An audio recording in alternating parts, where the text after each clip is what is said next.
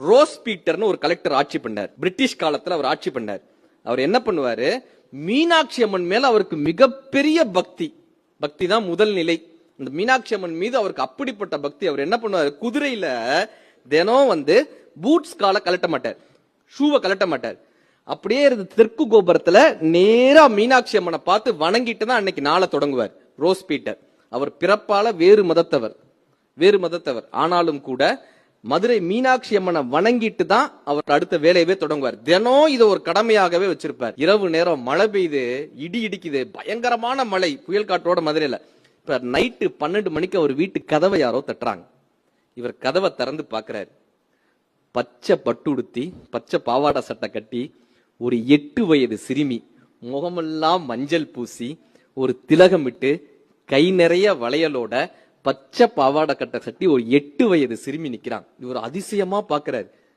12 மணிக்கு, இரவு 12 மணிக்கு யாரா இந்த குழந்தை நம்ம வீட்டு கதவை தட்டுறதுன்னு இவர் ஆங்கிலத்துல கேட்கிறாரு, என்ன வேணும்னு. அந்த குழந்தை எதுவுமே பேசல. அவர் கையை பிடிச்சு வெளியே இழுக்கிறாரு. இப்ப இவர் என்ன பண்றாரு, தன்னுடைய மனைவியும் சேர்த்து கூப்பிடுறாரு. 2 பேருமா வெளியே வராங்க. கையை பிடிச்சு வெளியே கூட்டிட்டு வருது அந்த குழந்தை. அவங்க வந்த அடுத்த நேரத்துல இமைக்கக்கூடிய நொடியில ஒரு பெரிய இடி விழுந்து அவங்க வீடு தரைமட்டமாகுது. இவர் அதிர்ச்சியாகி பாக்குறாரு. அதிர்ச்சியாகி தன்னை காப்பாற்றியது யாருன்னு திரும்பி பாக்குறாரு. அந்த குழந்தை அங்க இல்ல. இந்த மழை பெஞ்சதா, சேறு சகதியா இருந்ததா, அந்த சேற்றுல ஒரு குழந்தையினுடைய பாதச்சுவடு இருக்கு. இப்ப ரோஸ் பீட்டர் என்ன பண்றாரு, தன்னுடைய மனைவியோட அந்த பாதச்சுவட பின்பற்றிக்கிட்டே வராரு. அது மதுரை மீனாட்சி அம்மன் கோவிலினுடைய தெற்கு கோபுரத்தில் சென்று அந்த பாதச்சுவடு முடிகிறது.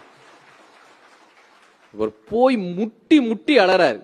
அம்மா, நான் உன்னை பாக்குறதுக்கு என்னுடைய ஷூவை கலட்டாம குதிரை மேல உட்கார்ந்து உன்னை கும்பிட்டுட்டு போவேன். என்னோட ஷூவை கலட்டாம உன்னை கும்பிட்டுட்டு போவேன். ஆனா நீ என்ன பாக்குறதுக்கு செருப்பு கூட போடாம ஓடி வந்துட்டியம்மா, என்னை காப்பாத்தணும்ன்றதுக்காக ஓடி வந்துட்டியம்மான்னு சொல்லி ரோஸ் பீட்டர் வேற்று மதத்தினவர்.